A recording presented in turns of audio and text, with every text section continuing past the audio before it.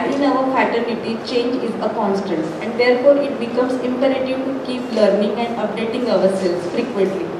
What a better way to do it than our own SOGS clinical meeting. This is not only a golden opportunity to update our knowledge, at the same time give us a refreshing evening with the colleagues and friends to regenerate, regrow and rejoice the stressful daily routine. On this note, myself, Dr. Archana Khare, welcome you all tonight on behalf of my team. Let's start with the discussion. I invite Dr. Prajakta Shitole. She is a young, dynamic and esteemed member of our society working at Balaji Nursing Home. Good evening, everyone. I thank our President, Dr. Jamma Madam, for giving me this opportunity to speak on abnormal uterine bleeding. I will just go through the theoretical part of AUB. Abnormal uterine bleeding is a broad spectrum that describes irregularities in the menstrual cycle involving frequency, regularity, duration, and the volume of flow outside of pregnancy. A normal menstrual cycle has a frequency of 24 to 38 days and lasts for 7 to 9 days with 5 to 80 ml of blood loss. Variations in any of these four parameters constitute abnormal uterine bleeding. It affects 10 to 30% of the reproductive age women and up to 50% of the perimenopausal women. How to assess? Patient perception, HB concentration less than 12 grams, number of pads or tampons used, and pictorial blood assessment chart.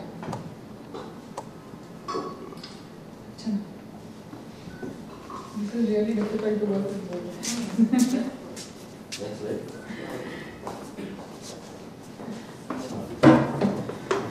Causes in childhood are vulvovaginitis, neoplastic and could be traumatic, and in adolescence, anovulation, coagulation defects, and thyroid disorder.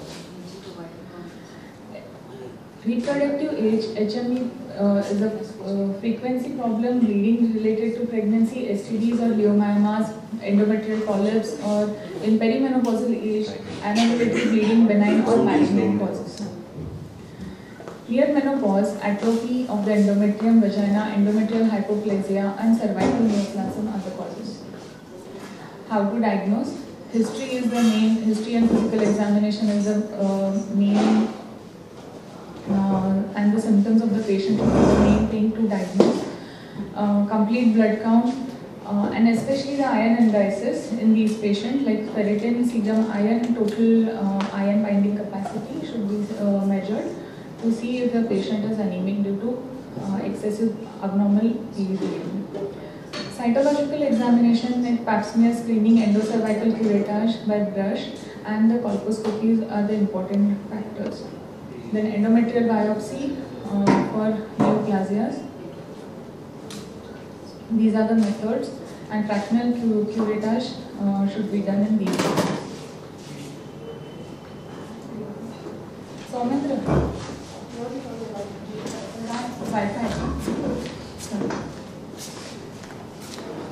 In premenopausal age group, Merzel endometrium 4 mm day on day 4, 8 mm on day 8, and if more than 15 mm, it requires to be sampled by DNC and sent for histopathological examination. The risk factors remains chronic anovulation, diabetes, obesity, hypertension. So, for transvaginal sonography remains the gold standard for this diagnosis. Tips for the endometrial pathology on USG. Punctate cystic areas within the endometrium suggest a polyp. Then hypoechoic masses that distort the endometrium and originate from the inner layer of the myometrium. Like submucous fibroids can be seen, and indicative of malignancy are hypoechoic areas. Dopplers are nowadays used for these diagnoses, and irregular endomyometrial junction interface and cavity with the fluid collection. This is saline infusion sonography, but I don't know how many of us do this nowadays. Contraindications for saline infusion sonography. This is the procedure, and but it's not useful in diffuse lesions like hyperplasia and cancers. Then transvaginal color Doppler sonography. Endometrial polyps can show an arterial feeding vessel, and submucous fibroids will show several vessels. Office hysteroscopy with 3.5 mm diameter. Limitations to this are endometrial hyperplasia, cervical stenosis, heavy bleeding, and very rarely perforation and infection. In summary, TDS is a logical first step, and subsequent evaluation requires individualization in these cases. FIGO classification system, that is PALM for causes of abnormal uterine bleeding in non-gravid women of the reproductive age. In this, polyps, adenomyosis, leiomyoma, and malignancy, and in no structural abnormalities, we can go for cases like coagulopathy, ovulatory dysfunction, endometrial causes, or which are iatrogenic or not yet classified. This is a subclassification for fibroids, and I will not go into the details. Other changes in the new 2018 classification are 3 is submucous, 4 is 100% IM, then intramuscular, then M for malignancy, C for coagulopathy, O for ovulatory disorders, then endometrial causes, iatrogenic, and not otherwise classified. This is a new FIGO definition in 2018, given in 2018, in which the frequency of bleeding, then duration, regularity, blood flow, volume, and then intermenstrual bleeding, according to which the classification is done. In cases of adenomyosis, we can classify this into myometrial cyst, hyperechoic islands, fan-shaped shadowing, echogenic subendometrial lines and bursts, then translesional vascularity when present, irregular junctional zone and interrupted junctional zone. Identification and evaluation of the junctional zone may best be accompanied with 3-dimensional ultrasonography. Now we come to the management part. Medical treatment of management, hormones like estrogen progesterone combinations, progestogens, then LNG-IUS, GnRH analogs, and estrogen. In progesterone receptor modulators, uric acetate can be used. Antifibrinolytics like tranexamic acid, which is very commonly used, and NSAIDs like mefenamic acid, naproxen, or ibuprofen. Suggested treatment protocols for abnormal uterine bleeding according to the PALM etiology. Now, I will not go into the details of the treatment, as it is individualization of the treatment. LNG-IUS or tranexamic acid NSAID followed by COCs or cyclical oral progestogens. Treatment for women with no identified pathology, fibroids less than 3 cm in diameter, or suspected or diagnosed adenomyosis. Consider LNG-IUS. Hormonal or cyclical treatment also can be considered. Non-steroidal inflammatory drugs. Next slide. NSAIDs reduce the blood loss by 25 to 30%, but not all women respond similarly. Tranexamic acid, incidence of GI side effects are more, and intermenstrual bleeding are relatively high. Risk of thrombogenic disorders is a concern. Then GnRH analogs, utility should be really be for short-term use, particularly useful in treatment of leiomyomas. It may be used prior to surgical intervention in the women with fibroids. Then studies have demonstrated excellent efficacy with an amenorrhea rate of up to 90%, and danazol is not frequently used because of its androgenic and long-term lipid profile side effects. Oral contraceptions, we all know the action. The high doses of estrogen are associated with increased risk of thromboembolisms, and the most common side effects include weight gain, abdominal discomfort, and mid-cycle breakthrough bleeding. Progesterone therapy, most commonly used. Hormonal therapy is given during the luteal phase. Norepinephrine is the most commonly used oral progestogen in the treatment of abnormal uterine bleeding. Here is a bar chart which differentiates between the breast tenderness, withdrawal bleeding, nausea, vomiting, water retention, which is seen more in combined occipitals than compared to norethindrone.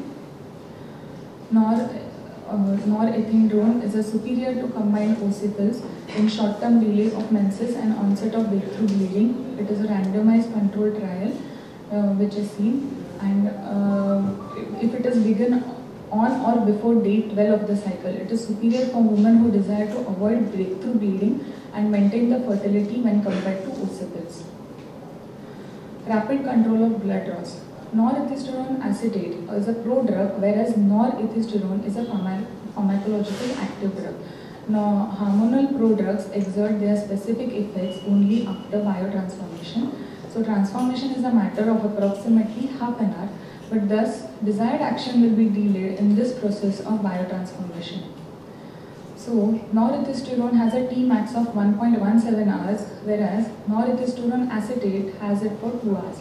So, Tmax is the time required to reach the maximum concentration in the plasma.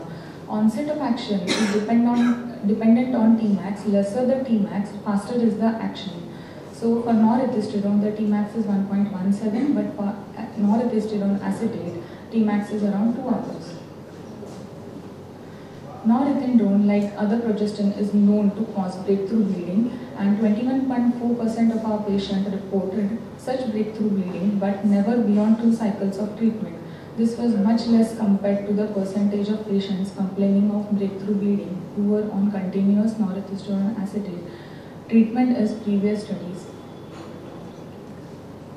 This is a differentiating chart between the norethindrone and norethindrone acetate. Rapid control of blood loss, the time is given, which is 1.17 and 2 hours. Reduced risk of breakthrough bleeding, it is minimal with norethindrone as compared to norethindrone acetate, and predictable withdrawal bleeding is within 2 to 4 days for norethindrone as compared to norethindrone acetate. This has been compared with medroxyprogesterone acetate also, which is lesser in norethindrone as compared to medroxyprogesterone acetate. So norethindrone is 11 times more potent than medroxyprogesterone. MPA has a detrimental effect on the bone. So while MPA has been linked to osteoporosis, other progestogens, including norethindrone and norethindrone, may have a positive effect on the bone mass. Uterine artery embolism is one treatment of state. Endometrial destructive procedures, which are not widely used nowadays.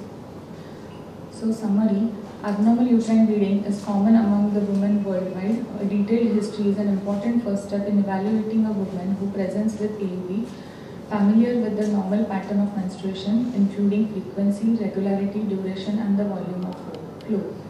PALM-COIN classification is useful acronym for common etiologies of POB, with PALM representing structural causes and COIN with non-structural.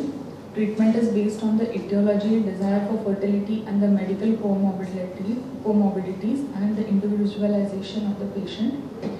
Norethindrone is most commonly used oral progestogen in the treatment of heavy menstrual bleeding with rapid strict action and minimal changes of breakthrough bleeding.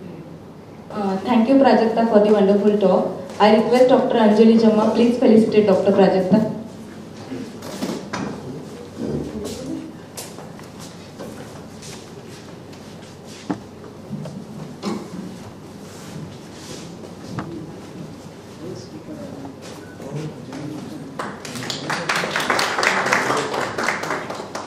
Thank you, ma'am.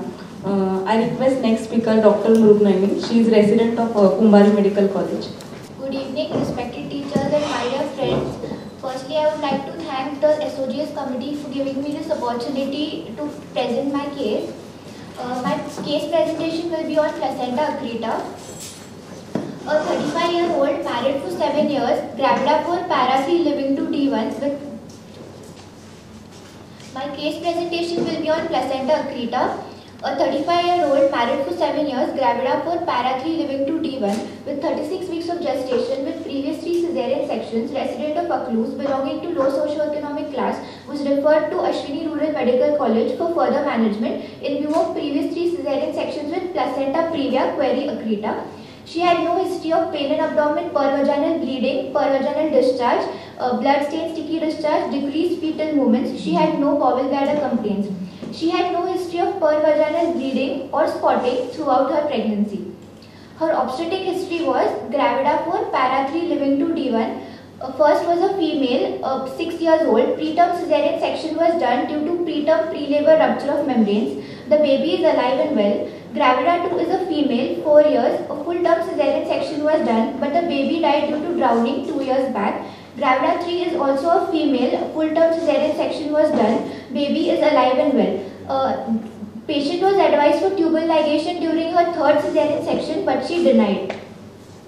Patient is a booked case at a local hospital in Akluz. She had regular antenatal visits, was well immunized with injection tetanus toxoid and has taken iron and folic acid throughout pregnancy.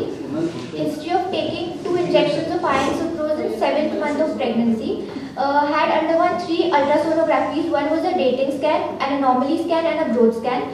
The anomaly scan showed an anterior low-lying placenta 2.3 centimeters away from the internal os. The USG, which was done at 35 weeks of gestation, was suggestive of a placenta which was anterior, low-lying. Lower end was completely covering the internal os, suggestive of placenta previa. Vascular structures between the placenta and urinary bladder showed normal vascularity on Doppler. Placental lacuna were noted, which was suggestive of accreta or increta. A 4.4 into 3 cm posterior wall fibroid was present. Her menstrual history was, her last menstrual period was 3rd of August 2021. Expected date of delivery was 10th May 2022. Her period of gestation was 36 weeks, which was corresponding to her first trimester ultrasonography. Her cycles were regular for 30 days. She bled for every 3 to 5 days and were painless and not associated with clots. When she presented on examination, she was average built and moderately nourished. Height was 160 cm, weight was 60 kg, pulse was 90 per minute, blood pressure was 130 by 70 millimeters of Hg, temperature was 98.2 degree Fahrenheit, and her respiratory rate was 20 cycles per minute. Pallor was present, no icterus, cyanosis, clubbing, edema and lymphadenopathy. Systemic examination revealed respiratory system, air entry was equal on both sides, no added sounds. Cardiovascular system and central nervous system showed no abnormality. She had no history of hypertension, diabetes, bronchial asthma, heart disease or tuberculosis, no surgical history in the past. Family history was not contributory. Sleep and appetite was adequate. Bowel bladder habits were normal. She had no history of drug allergies. Her per-abdominal examination revealed uterus was 36 weeks of fundal height, relaxed with longitudinal lie, cephalic presentation, with back on the left side and head was floating. A transverse scar of previous cesarean sections was present. No scar tenderness was noted. Fetal heart sounds were heard on the left spino-umbilical line, regular, 150 per minute. Per speculum and per vaginal examination was not done as she was a case of placenta previa. The provisional diagnosis was 35 years old, gravida 4, para 3, living to D1 with 36 weeks of gestation with previous 3 cesarean sections with longitudinal lie, cephalic presentation, vertex not engaged and not in labor with placenta previa query accreta. The patient was then admitted and subjected to routine investigations. Her hemoglobin was 10.9 gram per deciliter. Total leukocyte count was 8,200 per cubic meter. Platelets was 210,000. Her other investigations were within normal limits, and she was diagnosed on ultrasonography with features of placenta previa before her admission. As the patient was not in labor, she was observed and further investigated. Patient was advised MRI for confirmation of diagnosis. MRI findings were as follows. Placenta was anterior and right lateral completely covering os. Placental heterogeneity with irregular placental myometrial interface. Placenta previa with features of abnormal placental adherence, likely accreta. No extrauterine extension of placenta seen. So, decision for elective cesarean section was taken. After all relevant investigations, patient and relatives were counselled in detail about the diagnosis and required intervention in the form of elective section and SOS obstetric hysterectomy along with risks associated with the procedure. 4 PCV and 4 FFP were reserved. Neurosurgeons were informed about the case in view of SOS intervention. After adequate NBM status and 2 wide bore IV access, patient was given general anesthesia, midline vertical incision taken and abdomen opened in layers. Vertical incision taken over the upper segment of the uterus in the midline and a live male baby was delivered. As no signs of placental separation seen and as placenta was found to be completely adherent to the anterior wall of the uterus, decision of obstetric hysterectomy was taken. As the bladder was densely adherent and pulled up, while performing obstetric hysterectomy, bladder was accidentally opened. The urosurgeons were called for further management. A 7 to 9 cm bladder end was present over the dome of the bladder and partly over the posterior wall, which was sutured in 2 layers with Vicryl 30. After suturing, the bladder repair integrity was checked by injecting methylene blue dye to Foley's catheter and the omentum was placed over the bladder. Hemostasis was achieved at each step, peritoneal wash was given, abdominal drain placed and abdomen closed. Total intraoperative blood loss was approximately 1.5 liters. Intraoperatively, stable hemodynamics maintained and 2 PCV and 2 FFP transfused.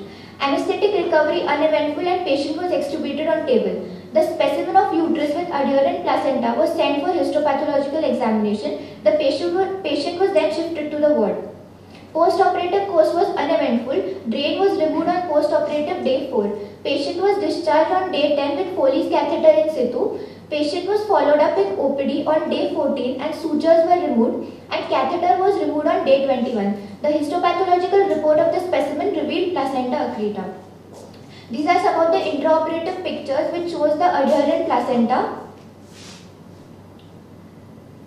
This specimen shows the adherent placenta with the uterus and the umbilical cord attached. So what is morbidly adherent placenta? Spectrum of an abnormal placental implantation and firm adherence which are classified according to the depth of invasion in the uterus. The placenta is firmly adherent to the uterine wall due to partial or total absence of deciduum vessalis and the fibrinoid layer, which is the Netabuk layer. According to the severity, they are classified as follows. Placenta accreta, where the chorionic villi are attached to the myometrium. It is further divided as total placenta accreta, partial placenta accreta and focal placenta accreta. In total accreta, it involves all lobes, partial accreta involves only 2 lobes and focal placenta accreta involves a single lobe. Placenta increta, where the placental villi invade the myometrium. Placenta percreta, where the placental villi penetrate the myometrium up to the serosal layer. These are few of the histological pictures.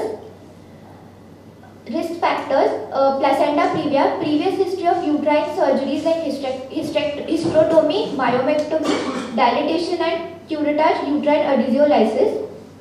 Previous cesarean section, uterine pathologies like bicornuate uterus, Asherman syndrome, endometrial thermal ablation, advanced maternal age and grand multiparity. Pathogenesis, partial or total absence of Deciduea vessalis, improper development of fibrinoid layer or Netabuk layer, hyperinvasiveness of the cytotrophoblast as they control decidual invasion through factors such as angiogenesis or if there is a constitutional endometrial defect. This results in shift of placental blood supply from the spiral arteries found in normal placentation to supply from deeper arteries such as arcuate or radial arteries. High velocity blood flow in the uteroplacental circulation and placental lacunae. This leads to hypervascularization pattern of placental blood flow on color Doppler. Clinical features, if it is associated with placenta previa, antepartum hemorrhage may occur. Rarely uterine rupture with excessive intraperitoneal hemorrhage may occur before labor in placenta accreta. The combination of previous cesarean delivery and an anterior placenta previa is an extremely high risk situation and placenta accreta should be anticipated in all such situations. Diagnosis, ultrasonography are sensitive, transvaginal scans are sensitive in confirming placental location at 20 weeks than transabdominal scan. Grayscale remains the cornerstone in diagnosing placenta accreta due to its wide availability and accuracy. So, in the first trimester, the presence of an anteriorly placed low-lying gestational sac on transvaginal scan between 6 to 8 weeks of gestation in a patient with previous cesarean delivery has been considered as a risk factor for development of placenta accreta. Second trimester shows loss of a retroplacental sonolucent zone, a distance of less than 1 mm between the uterine serosa bladder interface, retroplacental vessels, and presence of large placental lakes are indicative of placenta accreta. The picture shows loss of hypoechoic plane, which is normally present in on the USG of a normal placenta. Color Doppler, hypervascularity of serosa bladder interface, diffuse or focal lacuna vascular lakes with turbulent flow, markedly dilated vessels over periphery. MRI findings of placenta accreta, uterine bulging is seen, presence of dark intraplacental bands on T2 weighted imaging, heterogeneous signal intensity within the placenta. Complications, atonic PPH, neurogenic and hemorrhagic shock, sepsis, uterine inversion, bladder perforation and death if left untreated. Management, partial placenta accreta, as there is partial adherence, manual removal of as much as part of the placenta should be removed. Oxytocin and if necessary, intrauterine packing are used to ensure good tone and hemostasis. In cases following cesarean section, bleeding areas are stitched. If the uterus fails to contract, hysterectomy should be performed in multiparous women. Total placenta accreta, hysterectomy is indicated in parous women, while in young women, conservative management may be attempted. If the patient is not bleeding profusely, entire placenta is left in the uterus and uterine incision is closed. Parenteral broad spectrum antibiotics are administered. Methotrexate therapy and uterine artery embolization have been tried to conserve the uterus. Recent approach in the management of placenta accreta, preoperative diagnosis and planned cesarean section followed by hysterectomy without placental removal. Uterine artery ballooning is done preoperatively. Classical cesarean is done with vertical skin incision. Fetus is extracted. Balloon is then inflated. If placenta shows no signs of separation, no attempt is made for removal of the placenta. Total hysterectomy is performed with placenta in situ. Balloons are then deflated. If bleeding reoccurs, bilateral uterine artery embolization is done. Thank you. Thank you, Dr. Mrugnaini. I request Jama Madam to please felicitate Dr. Mrugnaini.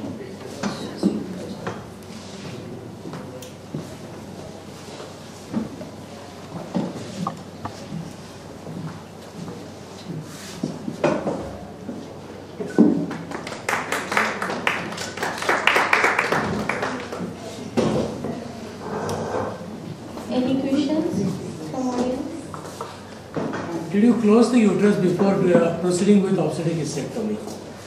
Did you close the uterine incision? No, sir. Why not? It would have reduced bleeding significantly. You are not attending separation of placenta. No, sir. So there was no question of bleeding from placental side. Yes. But the uterine incision was bleeding heavily. Must have been. It is upper segment. So ideally it would have been closure of the uterine incision and the hysterectomy. Sir, what happened exactly? I was there. Once the classical cesarean section was taken and baby was removed, as such there was no much bleeding. Placenta was totally adherent. So actually, Dr. Dabde and myself, we had discussed this case. Patient was in the ward for 8 days. So we had lot of controversy. आमच्या दोघांचे असं वाद चालू होतं की आपण routine caesarean section करू आणि मग दबडे सर नो प्लासेंटा ॲडहरंट आहे, आपल्याला क्लासिकल करायचं आहे, ब्लीड झालं तर आपण क्लोज करू, नसेल तर मग सरळ सरळ हिस्टेक्टमी करूया. आणि त्यांनी युट्राईन लगेच बांधून टाकले. त्यांची थिएट्रिक फार चांगली, पटकन युट्राईन बांधून टाकतात त्या आणि मग नंतर हिस्टेक्टमी करत बसतात. ते प्रोसिजरच्या वेळी झालं, त्या साईटमधून ब्लीड होत नव्हतं सर. कशा वेळेला झालं? हिस्टेक्टमी खाल्लो आपण, जेव्हा हिस्टेक्टमी करत होतो ना त्यावेळी ब्लीड झाली patient. But sir, once the uterines were ligated, then it shouldn't have been bleeding from the uterine incisions also. Uterine incision मध्ये इतकी ब्लीडिंग नव्हती सर. हिस्टेक्टमी करता No, it's okay, but that should have, just to discuss the management, I have pointed it out. Whether you closed it or not, it's not a question of what happened on that case. But there was no bleeding from the upper segment. इतकं heavy bleed. But still, then the hysterectomy, yes sir, but still 1.5 liters is a significantly heavy loss. Significantly loss. In spite of ligation. And it was really planned की आम्ही अगोदरच ठरवलं होतं की युरॉलॉजिस्टला बोलवलं आणि plan करूनच केलं, आम्ही दोघांनी मिळूनच केलं ते. आणि it was good surgery. Our next speaker is Dr. Snehal. She is resident at Ashwini Medical College, Kumbari.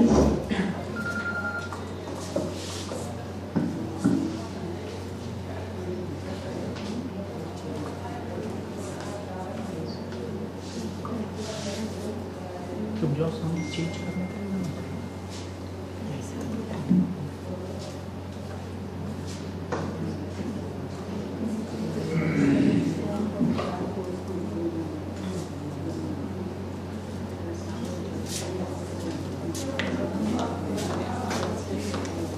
Good evening everyone. My name is Dr. Sneha Shinde from Ashwini Medical College. I am a junior resident at OBGYN department. I am glad to present my case, that is third degree uterovaginal prolapse with pancytopenia with hypersplenism undergone vaginal hysterectomy. A 71 years para-3 living free postmenopausal woman since 20 years belonging to low socio-economic status was admitted with history of something coming out of vagina for 2 years. Onset was insidious and complaints were gradually increasing. Symptoms were aggravated on straining, cuffing and picking up heavy objects. She was also complaining of inability of passage of urine and allows passage of urine only on reduction of mass since 1 year. Complaining of white PV discharge since 6 months back and complaining of discomfort while walking. Mass is not reducible on changing posture, but manually it was possible to reduce the mass. No history of burning micturition, frequency, urgency, incomplete micturition and stress incontinence. No history of foul-smelling PV discharge and no history of bowel complaints and backache. There was no history of fever in recent past. She attained menopause 20 years back and no history of postmenopausal bleeding was given by patient. Obstetric history, she is para-3 living free, last childbirth 30 years back and first 2 deliveries were full-term normal deliveries in hospital. Last delivery was cesarean delivery and along with that tubal ligation was done 30 years ago. Past history, she has no chronic illness like hypertension, diabetes mellitus, bronchial asthma, thyroid disorders, chronic diarrhea, chronic constipation or chronic cough. History of blood transfusion was given by patient and there were 2 PCV transfusion 2 years back. Family history was not contributory. Personal history, sleep and appetite were adequate and bowel habits are normal. On physical examination, patient is averagely built and averagely nourished. Height was 160 cm and weight was 52 kg. She was afebrile and temperature was 98.2 degree Fahrenheit and pulse rate 80 beats per minute. Respiratory rate was 18 cycles per minute. Blood pressure was 110 by 70 mm of mercury. On general examination, pallor was present and no edema, cyanosis, clubbing, icterus and lymphadenopathy. On systemic examination, patient is conscious, well oriented to time, place and person. On cardiovascular examination, S1 S2 were normal and no murmur heard. On respiratory examination, air entry equal on both sides and no added sounds were heard. On per abdominal examination, vertical scar of previous cesarean delivery seen and on palpation, abdomen was soft, non-tender and spleen was palpable 2 fingers above the umbilicus. On local examination, cervix seen below the level of introitus and small decubitus ulcer was present. On per speculum examination, third degree uterovaginal prolapse was confirmed and cervix hypertrophied and elongated was seen. Cystocele was present. On per vaginum examination, uterus was atrophied. On taking detailed history and thorough clinical examination, provisional diagnosis was 71 years, para-3 living free, postmenopausal woman with third degree uterovaginal prolapse with cystocele and we planned for vaginal hysterectomy with pelvic floor repair. Patient was further evaluated for the major surgery and subjected for routine investigations like CBC, urine routine, blood group and LFT, RFT, PT-INR and PT-CT pap smear. Her CBC revealed hemoglobin of 8 gram per deciliter and total leukocyte count was 2000 per cubic mm and platelets were 63,000 per cubic mm. Her PT-INR, PT-CT were normal. Her peripheral blood smear showed that microcytic hypochromic population of RBCs was present along with teardrop cells, pencil cells and occasional blast cells. WBC count was reduced and mild shift to left was seen. Thrombocytopenia and giant platelets present suggestive of pancytopenia and no parasite were seen on the peripheral blood smear. Patient was further evaluated for pancytopenia and hematologist advised bone marrow aspiration and biopsy, which was suggestive of erythroid series hyperplasia and dimorphic maturation, and megakaryocytic series shows hyperplasia with hyperlobated morphology.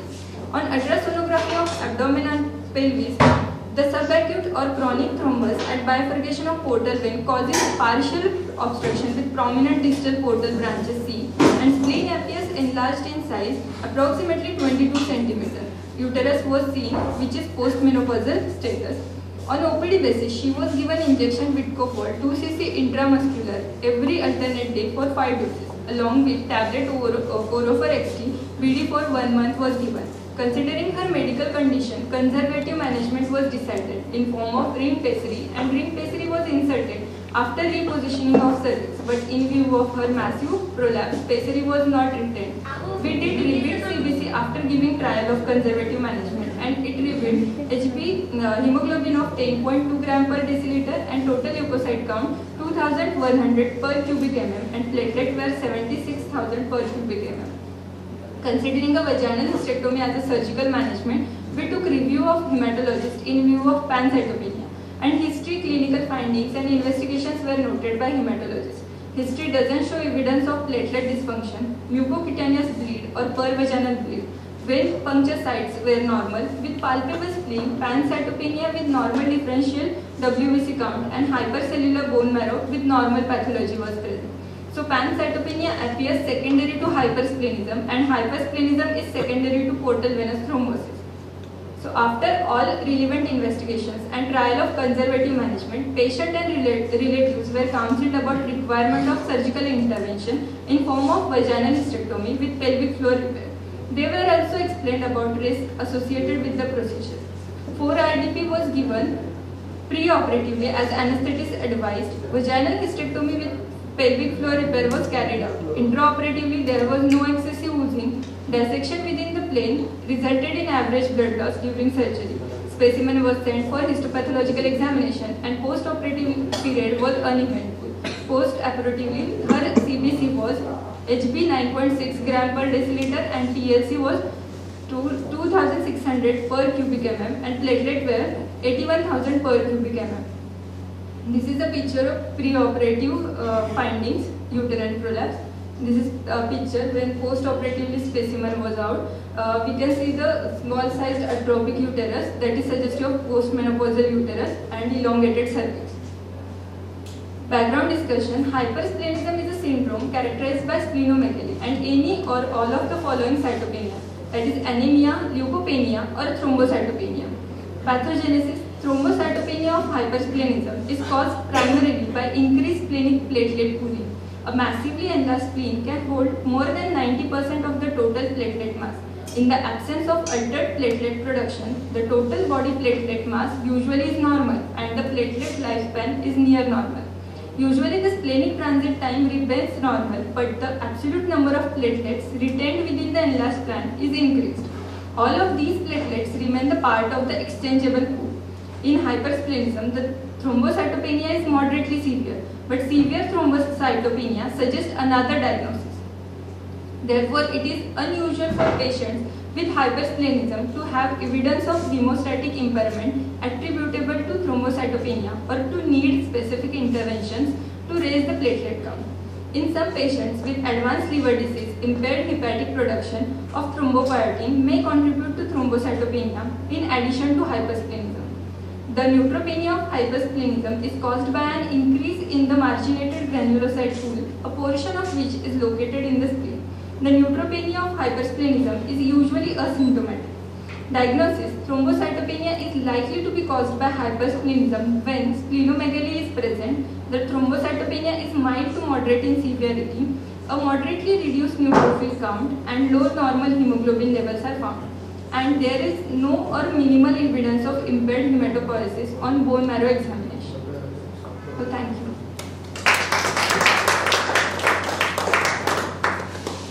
In other conservative management, you could have thought in this old patient with splenomegaly. Because there is a pancytopenia, so... No, any other conservative management in this patient, other than pessary? Anybody, any PG student? It's a PG question. Amputation of the cervical. Oh no.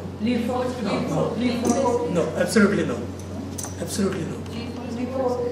Leafords, corpoclasis.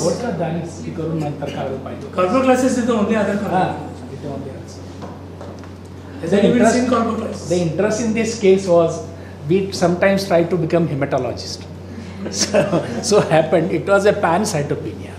And then we decided to investigate And the peripheral belt smear as such, newer people are not doing it. That's what I am observing. So peripheral belt smear is important because the blast cells were seen. And that is why it gave us a clue that bone marrow is an important thing. And that is why we sent a sample, the bone marrow biopsy was done. And that revealed hyperplasia and nothing, no malignancies. So causes of pancytopenia has to be thought over. The commonest thing is a megaloblastic anemia, and that is nutritional.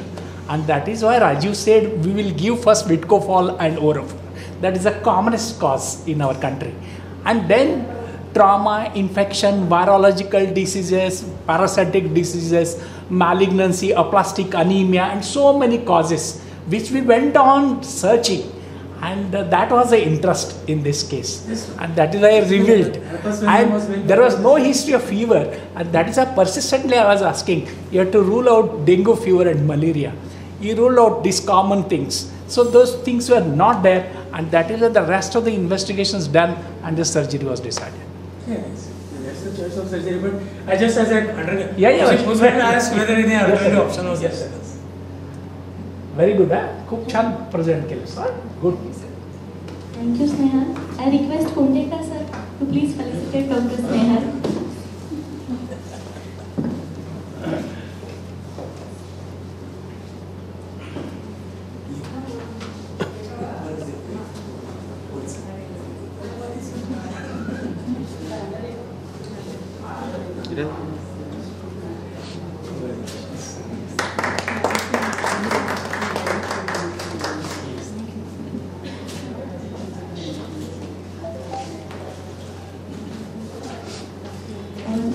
Speaker is our own president, Dr. Anjali Chamma Madam.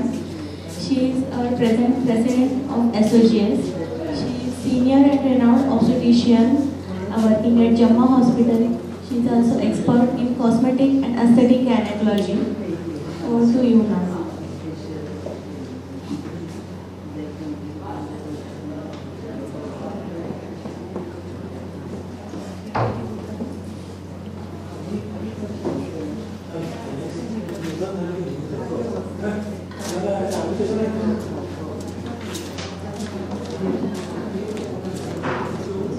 Good evening and welcome you all.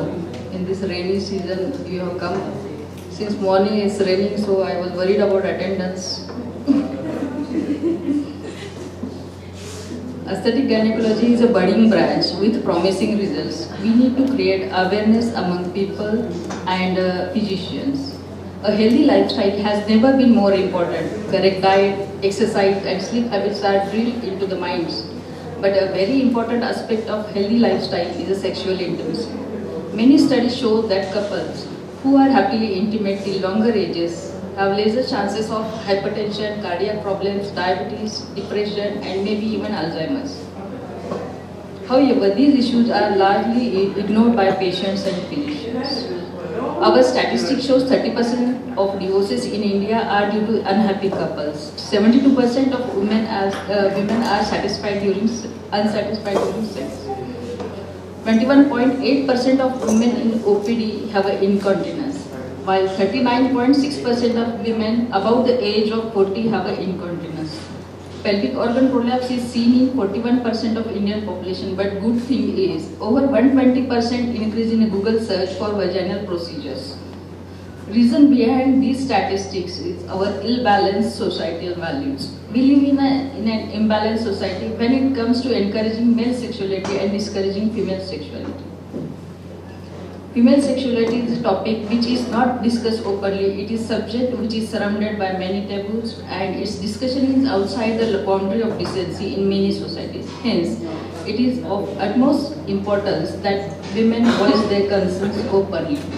While playing the divine role of motherhood, she has to go through many changes. Aging, pregnancy, delivery, menopause, diseases leads to the labia changes like labia becoming flaccid and less moist, vagina losing its elasticity and becoming drier and lax, genital area becoming susceptible to the injury, infection and even prolapse. These changes often interfere with women's sexual functions, causing dyspareunia, decreased libido, decreased arousal, decreased orgasm.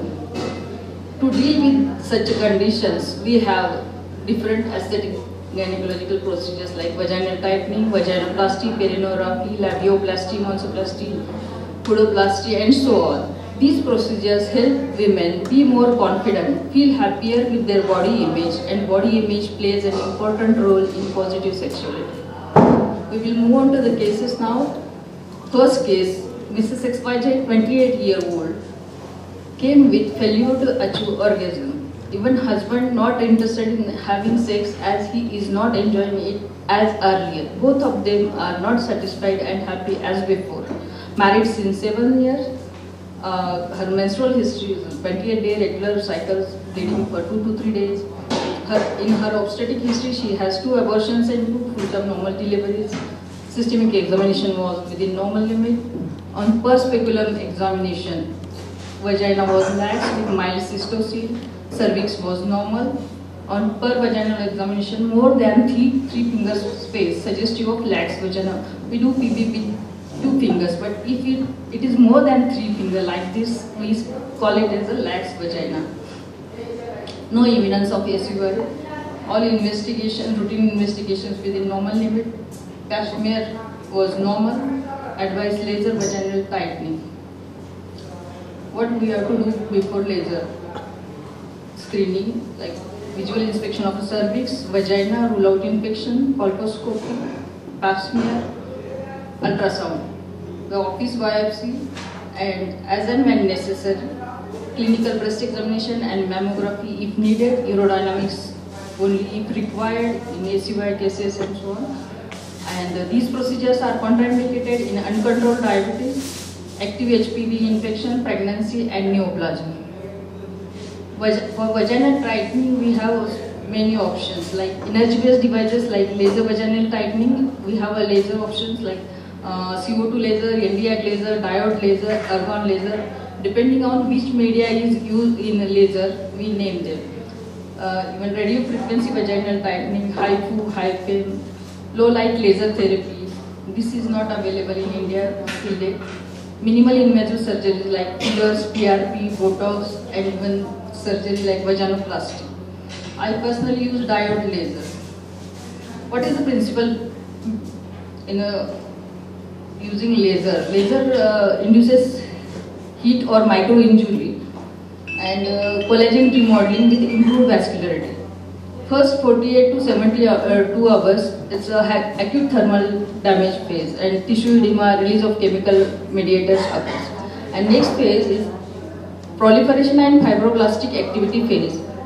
In this, new collagen and dermal matrix forms. And last phase is a remodeling phase of a formed collagen and elastin fibers in next 3 to 6 months. Extinction of inflammatory infiltration and increase of mature collagen fibers type 3 and type 4 and elastin fibers. These are the settings for laser, for diode laser. How we do it? Procedure. After proper consent, lithotomy position is given. I don't have a photographs because my patients was not agreed for having photographs because we don't give anesthesia for such patients and they were not ready. After proper consent, set the machine. 2 to 3 passes through entire vaginal canal has to be done, and it's a slow maneuver. Probe enters without emission and withdraw emitting and rotating. Settings changes according to the type of laser machine and pathology for what pathology you are doing the procedure. It's a painless procedure. Sometimes patient feel heat sensation in vagina after a second pass, and it needs a 3 sessions at a monthly interval. 1 memory session after 1 year. May have to repeat full course after 2 to 4 years later in some patient. And post-treatment, no specific care except abstinence and vaginal pastry for 3 days. We need to convince and counsel the patient that they go for parlor for facial and all that thing for every month or every 6 months or like that. These procedures are like that only. We have to repeat it after 1 or 2 years depending on the aging, how fast patient's aging is there. These are the results after laser. What are the advantages? Minimal invasive procedure, it's outpatient coffee break procedure lasting approximately for only 15 to 20 minutes. No anesthesia is needed, easy and safe, and effective with immediate results. Minimal downtime with rapid healing. In experienced hand, no complications except some vaginal burns. We will move on to next case. Mrs. XYZ, 26 years old, well educated, came with a demand for increasing orgasm as she was not enjoying the sex as earlier. She was married since 3 years. In obstetric history, 2 abortions, systemic examination was within normal limit. Per speculum, vagina and cervix was absolutely normal. Per vaginal examination, uterus was normal. Antiverted, antiplex. Pap smear was done. It was normal. And treatment part, advised PRP injection, modified G-shot. After proper consent, PRP is prepared and injection given under aseptic precautions after applying anesthetic gel. What is PRP? It is an effective concentration of multiple fundamental growth factors stored as granules in platelets and plasma proteins. Normal blood contains only 6% of platelets, while PRP contains 94% of platelets. How do we prepare it? 2 FDA approved preparation methods, single spin centrifuge and double spin centrifuge. Both processes involve the collection of whole blood that is anticoagulated with cytodextrose before undergoing centrifuge to separate PRP from platelet, poor plasma and RBCs. How does PRP work? PRP promotes wound healing as well as augmentation of normal tissue by the following mechanisms like tissue necrosis, resolution, chemotaxis, cell regeneration, cell proliferation and migration. Extracellular matrix synthesis occurs, remodeling, angiogenesis, epithelialization occurs. PRP induces regrowth of new tissue by the activation of pluripotent stem cells that are indigenous to most parts of our body. Pluripotent stem cells are capable of differentiating into several types of cells when stimulated by growth factors produced by activated platelets. What are the uses of PRP in gynecology? Vaginal rejuvenation, sexual wellness, O-shot, G-shot, P-shot, stress urinary incontinence, vulval labial rejuvenation, lichen sclerosis with fillers and fat we can use it, and in infertility, poor ovarian reserve and endometrial priming we can use it. What are the benefits of PRP injection in G-spot and O-shot? Increased arousal and increased possibility of orgasm with G-shot, increased sexual desire, tighter introitus and younger look of vulva. PRP results in a dramatic enhancement in a sexual response, stronger orgasm and increased natural lubrication. G-shot procedure. In 1950, Ernest Grafenberg described an area along the anterior vaginal wall close to the bladder, noted it to be sensitive to stimulation. Adiego also described an area approximately 1.5 to 2 cm anterior to the urethra. How we do it? Rule out vaginal infection, pap smear should be done, no specific pre-op preparation is needed. Lithotomy position is given. Identify the G-spot by pelvic examination with speculum under local anesthesia or anesthetic gel. Inject PRP or hyaluronic acid we can use at a G-spot. At 1 cc PRP, 2.5 cm from introitus, 3 mm deep on the anterior vaginal wall is given with an insulin syringe. Products used for G-shot other than PRP, we can use Restylane, Perlin and Juvederm. Even many people now are preferred to give clitorourethral vaginal complex augmentation or O-shot or orgasm shot, patented by Charles Reynolds. O-spot, the most distal space between urethra and vaginal wall. PRP or hyaluronic acid is used. Indications: female sexual dysfunction, urinary incontinence. The modifications of G-shot and O-shot are also now available. Many of the people are using this modified G-shot or O-shot. Clitoral injection on both sides, more PRP in clitoris, and divide the vaginal injection into multiple sites either laterally or around urethra or vertically. Add PRP in trigger points in pelvic floor and episiotomy sites. First 3 to 7 days, patient experience heightened sensation in the area treated. In next 3 weeks to 9 weeks, new tissue will begin to develop, will continue till 9 weeks. It will reach its peak development in the next 3 months. These results will last for 1 year.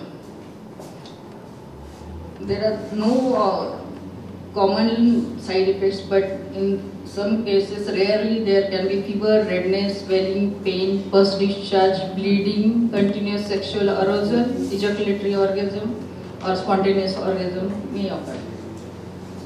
Only reducing the space or tightening the vagina is not enough, or only augmenting the spots is not enough. We have to advise patient Kegel exercise, because that muscle doesn't have a tone, then that will not work properly.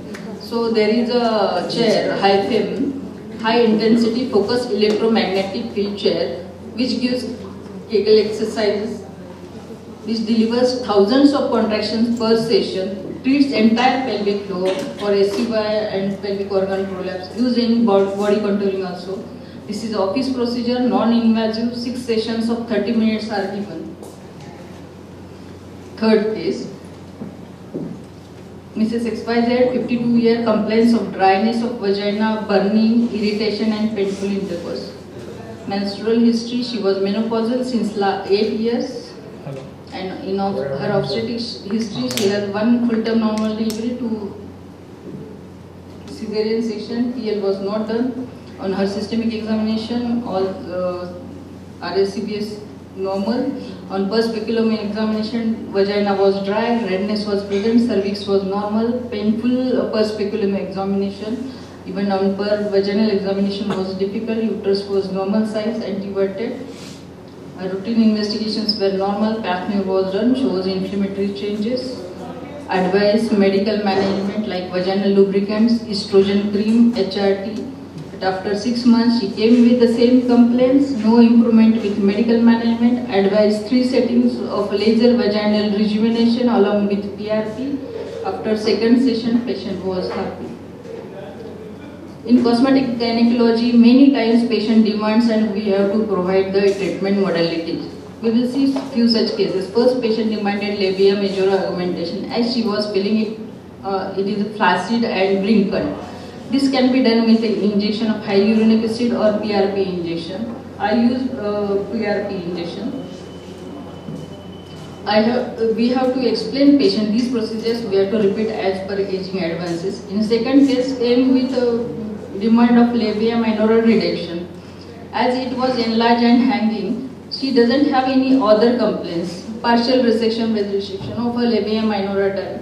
Nowadays, patient even ask for Barbie vulva. In that case, we have to restrict majority of labia minora. This is not recommended actually, because this is having more disadvantages than advantages. Third case, in patient came with the demand of increasing size of normal labia minora. This I have never heard, but I have to face the patient. Now what can I do? I have never heard such a procedure and tried to convince couple in many different ways, but they are not ready to listen. I asked many consultant, teachers, even plastic surgeon I consulted, but all of them are don't do such things. I conveyed patient same way, it will be hazardous to you and all that. Even I convinced them by showing mirror, this will be difficult. Exactly what you want and for what you want, but they are not ready to listen to me and they just want it. And the husband is police officer. So one of my teachers suggested that PRP injection in labia minora may work. I am going to try this in this week. Some patient asked for detanning of vulval region and thigh region, darkening due to friction, acanthosis nigricans in groin region, and use of chemical epilatory creams. So can be treated with that. Topical creams, usually non-hydroquinone based products like azelaic acid, kojic acid, vitamin C, etc. And even with laser we can treat this. Thank you for patient hearing. Thank you, ma'am, for this wonderful talk. Ma'am already presented these cases at zonal conference of AMOS at Latur.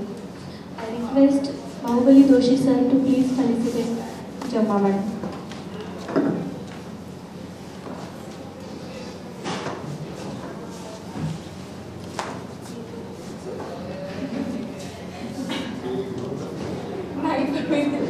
Thank you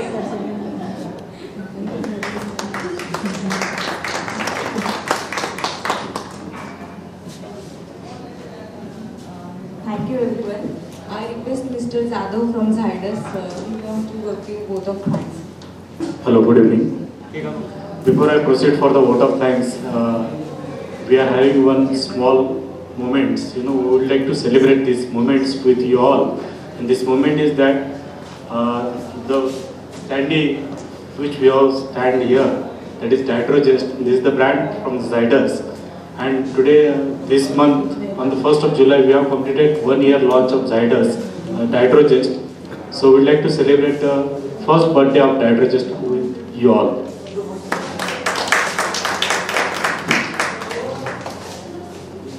I request all the dignitaries, President Madam Anjali Jamma, Dr. Archana Madam, Dr. Girish Kumtekar sir, Dr. Balsava sir, to please come.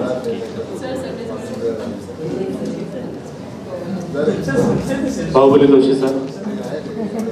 Sir, please to come. Monica Madam, Pratibha Madam, Supriya Madam.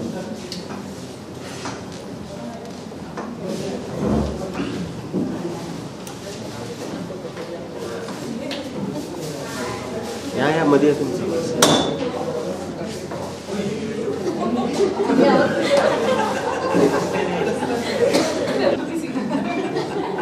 Okay, madam, please come, everybody.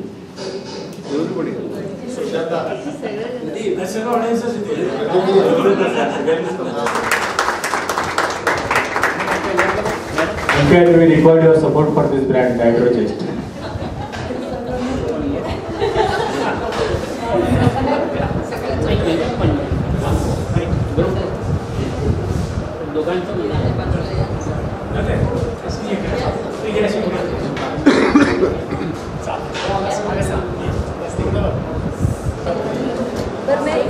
Hello. Please settle down. On behalf of Gynex Division of Zydus Healthcare Limited, I am Sabir Jadhav, Regional Sales Manager, along with my team, my colleagues, Area Manager Mr. Rajesh Udgirkar, and MRs Mr. Shubham Deshpande and Srinath Bagalpatti. We all are thanking to the Solapur UBGI Society President, Dr. Anjali, Dr. Archana Khare Madam, Dr. Monica Umbardat Madam, Dr. Supriya Jadhav Madam for giving us this opportunity to conduct this Gynex Symposium. I am thankful to today's speaker, Dr. Prajakta Shitole Madam, Dr. Anjali Jamma Madam, Dr. Snehal, Dr. Brugnaini for taking out their time and share their views on the topics AAV management and cosmetic gynecology. I am thankful to you all for accepting our invitation and to join for this scientific symposium. And I request you all kindly join for the dinner. Thank you. Thanks a lot.